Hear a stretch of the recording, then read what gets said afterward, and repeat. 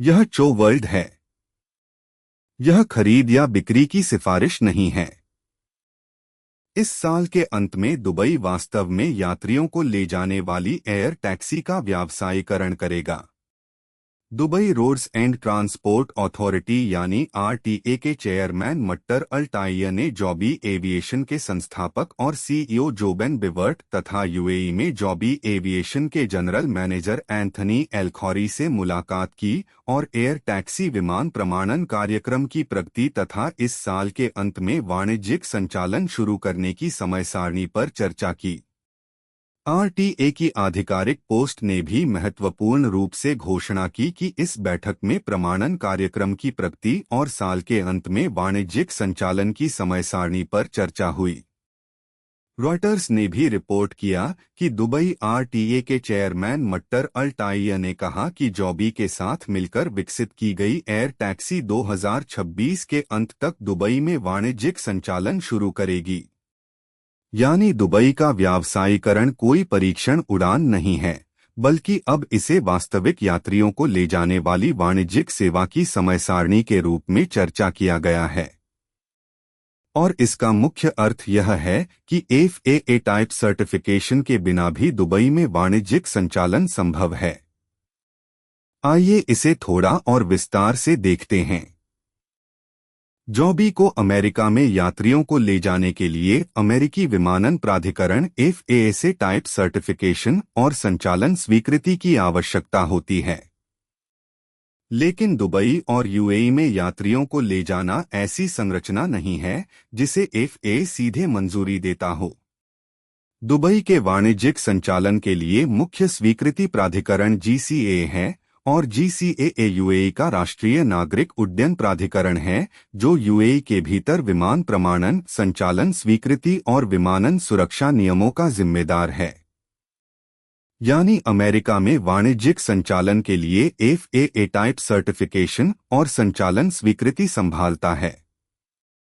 Dubai और UAE में वाणिज्यिक संचालन के लिए GCAA यूएई मानकों के अनुसार विमान संचालन और सुरक्षा स्वीकृति संभालता है।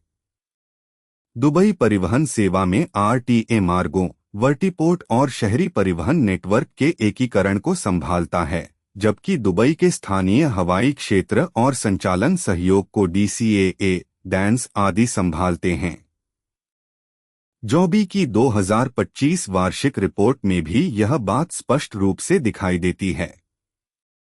जॉबी ने बताया कि दुबई आरटीए के साथ उसके अनुबंध में यूएई GCAA की स्थानीय स्वीकृति रोडमैप शामिल है और यह स्वीकृति FAA टाइप सर्टिफिकेशन से पहले आ सकती है। जॉबी ने समझाया कि यह संरचना दुनिया भर में वाणिज्यिक संचालन विकसित करने की प्रक्रिया में अंतर्राष्ट्रीय विस्तार का एक कुशल साधन बनती है। मुख्य बात यह है, FAA की अंतिम टाइप सर्टिफिकेशन के बिना भी यदि जॉबी यूएई GCAA से स्थानीय स्वीकृति और AOC प्राप्त कर लेता है, तो वह दुबई में पहले वाणिज्यिक यात्री संचालन शुरू कर सकता है। यहाँ AOC का अर्थ एयर ऑपरेटर सर्टिफिकेट यानी हवाई संचालन प्रमाण पत्र है। यह केवल विमान उड़ सकता है, ऐसी अनुमति नहीं है, बल्कि यह प्रमाणन है कि कंपनी वास्तव में यात्रियों को ले जाने और वाणिज्यिक हवाई परिवहन संचालित करने की क्षमता और व्यवस्था रखती है या नहीं।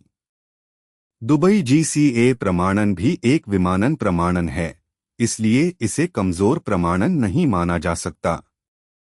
GCAA FAA टाइप सर्टिफिकेशन का संदर्भ ले रहा है और GCAA इस बात को भी ध्यान में रख रहा है कि जॉबी ने हाल ही में FAA के प्रमुख परीक्षणों में से एक चरम जलवायु परीक्षण पास किया है।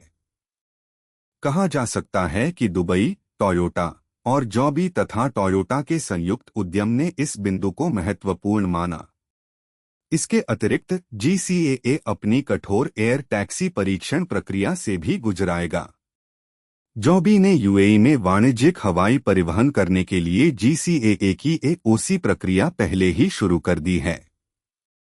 जॉबी की आधिकारिक घोषणा के अनुसार GCAA द्वारा जारी AOC यूएई में वाणिज्यिक हवाई परिवहन संचालित करने के लिए आवश्यक प्रमाणन है। जॉबी 5 चरणीय प्रक्रिया के माध्यम से संचालन मैनुअल तैयार करना, यूएई सुविधाओं का निरीक्षण, पायलट और मैकेनिक प्रशिक्षण पर जीसीएए का अवलोकन और वास्तविक उड़ान संचालन का अवलोकन आदि प्रक्रियाओं से गुजरेगा। मध्य में सारांश करें तो एफएए की अंतिम प्रमाणन से पहले दुबई संचालन संभव है, और यदि जीसीएए स्थानीय मानकों के अनुसार मंजूरी देता है तो यह संभव है। जीसीएए की स्वीकृति और एओसी की आवश्यकता है, और यह प्रक्रिया पहले से चल रही है। महत्वपूर्ण बात यह है कि अन्य देश दुबई जीसीएए स्वीकृति मामले को संदर्भ के रूप में लेंगे, और इसके आधार पर अन्य देशों में व्यावसायीकरण तेज होने की उम्मीद है, जबकि दुबई प्रमाणन और संचालन डेटा मिसाल बनेंगे। कुछ लोग जॉबी के लोड टेस्ट को लेकर चिंतित हैं, लेकिन यह एक साधारण thrust reverse calculation basic test है, और यह मानना उचित कहा जा सकता है कि जब जॉबी विमान आसमान में उठा तब यह परीक्षण पहले ही पूरा हो चुका था। यूएई विमानन प्राधिकरण को उम्मीद है कि एयर टैक्सी प्रमाणन 2026 की तीसरी तिमाही तक पूरा हो जाएगा। द नेशनल की रिपोर्ट के अनुसार जीसीएए के महानिदेशक सैफ अल सुवैदी ने कहा कि विमान प्रमाणन वर्तमान में जारी है, और यदि सभी सुरक्षा आवश्यकताएं पूरी होती हैं तो 2026 की तीसरी तिमाही तक प्रमाणन पूरा होने की उम्मीद है। उन्होंने यह भी कहा कि प्रमाणन के तुरंत बाद संचालन की अनुमति दी जा सकती है। यह समय सारणी दुबई आरटीए के 2026 के अंत में वाणिज्यिक संचालन शुरू करने के लक्ष्य से जुड़ती है। दुबई एयर टैक्सी ऐसी संरचना नहीं है जिसमें केवल विमान को मंजूरी मिल जाने से सब कुछ समाप्त हो जाए। वर्टीपोर्ट चार्जिंग, हवाई क्षेत्र नियंत्रण, पायलट, रखरखाव और यात्री बोर्डिंग सिस्टम सभी को साथ मिलकर काम करना होगा। लेकिन दुबई डीएक्सबी में वर्टीपोर्ट पहले ही पूरा हो चुका है और प्रमाणन प्राप्त कर चुका है। साथ ही दुबई वीडीएक्स वर्टीपोर्ट में पहला ग्राउंड चार्जर इंस्टॉलेशन पूरा हो गया है, और अतिरिक्त वर्टीपोर्ट भी 2 से 3 महीनों के भीतर पूरे होने की योजना में हैं। इसके अतिरिक्त स्काईपोर्ट्स ने बताया कि आरटीए और जॉबी के साथ मिलकर दुबई एयर टैक्सी सेवा बनाने की संरचना में स्काईपोर्ट्स वर्टीपोर्ट का डिजाइन, निर्माण, स्वामित्व और संचालन करेगा। आरटीए आम सेवाओं की निगरानी और विनियमन करेगा, और जॉबी ईवीटीओएल एयर टैक्सी संचालित करेगा। जॉबी दुबई में आरटीए, जीसीएए, डीसीएए, डैंस आदि के साथ मिलकर उड़ान परीक्षण और वाणिज्यिक तैयारी कर रहा है। अर्टिको की रिपोर्ट में भी बताया गया है कि जॉबी आरटीए, जीसीएए, डीसीएए और डैंस के साथ सहयोग करके दुबई परीक्षण संचालन का विस्तार कर रहा है, और 2026 में यात्री संचालन शुरू करने की उम्मीद है।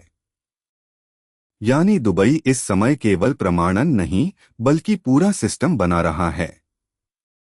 इसमें 4 यात्रियों और 1 पायलट को ले जाने में सक्षम ईवीटीओएल जॉबी विमान यूएई मानकों के अनुसार विमानन सुरक्षा और संचालन स्वीकृति के रूप में जीसीए प्रमाणन, यूएई में वाणिज्यिक हवाई परिवहन संचालित करने की जॉबी की योग्यता के रूप में एओसी, टेक लैंडिंग स्थल, चार्जिंग और यात्री बोर्डिंग इंफ्रास्ट्रक्चर के रूप में वर्टीपोर्ट, दुबई के शहरी परिवहन नेटवर्क और मार्ग संचालन का समन्वय करने वाला आरटीए, और दुबई के हवाई क्षेत्र तथा एयर नेविगेशन सेवा सहयोग को संभालने वाले डीसीएए और डैंस शामिल हैं।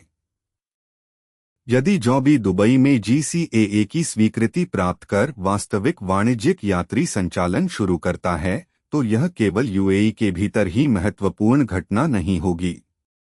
यह पहला वास्तविक अनुमोदन मॉडल बन जाएगा जिसे अन्य देश एयर टैक्सी व्यावसायीकरण को आगे बढ़ाते समय संदर्भ के रूप में उपयोग कर सकते हैं। इसे पहली एयर टैक्सी लॉन्च करने वाली जॉबी का मजबूत बाजार प्रथम लाभ कहा जा सकता है। हालांकि कोरिया, जापान, सऊदी अरब, सिंगापुर, ब्रिटेन आदि अन्य देशों में संचालन के लिए प्रत्येक देश के विमानन प्राधिकरण की अलग स्वीकृति आवश्यक होगी। लेकिन जब दुबई में वास्तविक वाणिज्यिक संचालन शुरू होगा तो अन्य विमानन प्राधिकरण GCAA प्रमाणन प्रक्रिया, AOC प्रक्रिया, वास्तविक संचालन डेटा, वर्टीपोर्ट संचालन डेटा, हवाई क्षेत्र प्रबंधन अनुभव और व्यावसायिकता डेटा को संदर्भ बनाकर तेजी से आगे बढ़ेंगे। ऐसा होने पर अन्य देश पूरी तरह शुरुआत से निर्णय नहीं करेंगे, बल्कि दुबई GCAA स्वीकृति और वास्तविक संचालन डेटा का संदर्भ लेकर अपनी राष्ट्रीय स्वीकृति प्रणाली बना सकेंगे। दुबई मॉडल अन्य देशों में फैल सकता है, इसके आधार पहले से मौजूद हैं। जो भी सऊदी अरब के विमानन प्राधिकरण गाका के साथ भी सहयोग कर रहा है और जॉबी की घोषणा के अनुसार गाका एयर टैक्सी सेवाओं के लिए नियामकीय मार्ग बनाने के लिए FAA प्रमाणन मानकों के साथ संरेखित तरीका आगे बढ़ा रहा है। इसका अर्थ है कि देश पूरी तरह स्वतंत्र रूप से शुरुआत से नए मानक नहीं बना रहे, बल्कि FAA मानक, UAE GCAA मामला, जॉबी का वास्तविक संचालन डेटा और अपने अपने राष्ट्रीय नियमों को मिलाकर व्यावसायीकरण मार्ग बना सकते हैं। प्रवाह दुबई GCAA स्वीकृति से दुबई में वास्तविक यात्री संचालन डेटा संचय, अन्य देशों द्वारा दुबई मॉडल का संदर्भ, प्रत्येक देश की अपनी स्वीकृति प्रणाली की रचना और फिर जॉबी के वैश्विक विस्तार की गति बढ़ने की ओर जाता है। सारांश यह है कि दुबई जॉबी के साथ 2026 के अंत में एयर टैक्सी व्यावसायीकरण की समय सारणी पर चर्चा कर रहा है।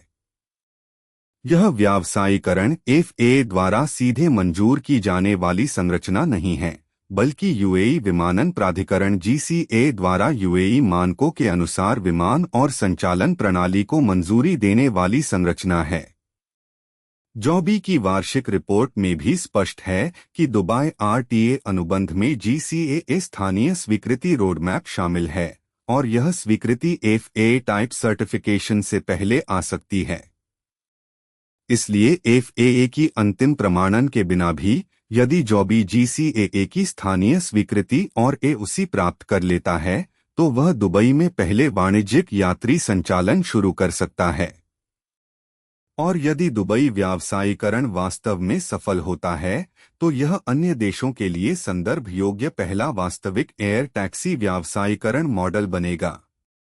एक पंक्ति में मजबूती से कहें तो दुबई GCAA स्वीकृति FAA प्रमाणन को बदलने वाला विश्वव्यापी सामान्य परमिट नहीं है, लेकिन यह पहला स्थानीय स्वीकृति मॉडल है जो दिखाता है कि जॉबी FAA की अंतिम प्रमाणन से पहले भी वास्तविक यात्रियों को लेकर वाणिज्यिक संचालन शुरू कर सकता है, और सफल होने पर यह देशों के अपने एयर टैक्सी व्यावसायीकरण मार्ग बनाने में एक शक्तिशाली संदर्भ मामला बन सकता है।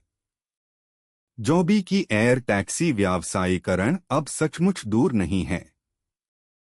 मैं सचमुच आशा करता हूं कि आज भी आपका दिन खुशियों से भरा हो। कृपया सब्सक्राइब और लाइक करें। धन्यवाद।